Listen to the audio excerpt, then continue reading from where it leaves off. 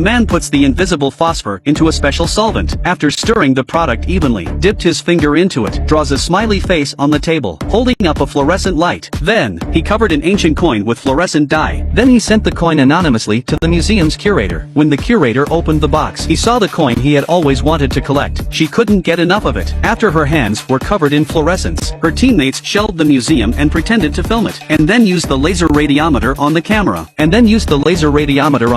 to shoot at the heat-sensitive alarm device under the display case. At this point, the guard noticed that the alarm had been triggered on the French horn display, so he rushed to call the curator. The curator told the guards to activate the anti-theft mode. Exhibit 8 was then moved to the vault. The curator then went straight to the vault. She turned on the keypad and entered the code for the vault. The fluorescent agent on her hand was left on the keys, waiting for the pavilion to enter the vault. The team infiltrated the museum's computer room in a circle of pussies, opened the museum's surveillance wiring, snapped the line to the museum's surveillance cable. This part of the operation completed, they immediately saw everything in the vault. After checking, the staff thought that the heat sensor in Exhibit 8 was broken, so they put the exhibit in the vault for a new one tomorrow. At this point, Cage disguised himself as a mechanic, with forged papers in hand, and waltzed into the museum. Once inside, Cage went straight to the bathroom, removing his mechanic's uniform, revealing his smart suit, throwing his tools in the trash, put on just an electric screwdriver, fixing his hair. Cage entered the reception in a refined manner, handing the curator a glass of champagne. He, in turn, took the champagne from the curator's hand as a matter of course. After exchanging pleasantries inside, Cage excused himself to go to the toilet. Then he poured the glass of champagne into the bin, took out a plastic bag, put the glass in the bag. Then he took out the fingerprint extractor, dripped the agent onto medical cotton, put the cotton in the plastic bag and sealed the mouth. In just 1 minute, the fingerprints on the glass are clearly visible. Cage puts on the faux human skin paper sleeve, takes out the glass, finding the thumbprint. He then carefully places the fingerprint on the paper sleeve. At this point, the team put the surveillance room on hold. Cage opened the lift to the vault with his fingerprints. Once in front of the vault, Cage opens the keypad, took out the fluorescent light and photographed the keypad. The fluorescent letters were reported to his teammate. His teammates did the maths. The code to the vault was quickly deciphered. Cage enters the deciphered code. The vault door was opened with a flourish. Casey pulls back the flannel on exhibit number 8. Inside was the $1 billion Declaration of Independence. And then, Cage uses an electric screwdriver to remove the top screw, and took out the Declaration of Independence. Then he stuffed it into a plastic bag. By the time the lift returned to the lobby, Cage managed to leave with the $1 billion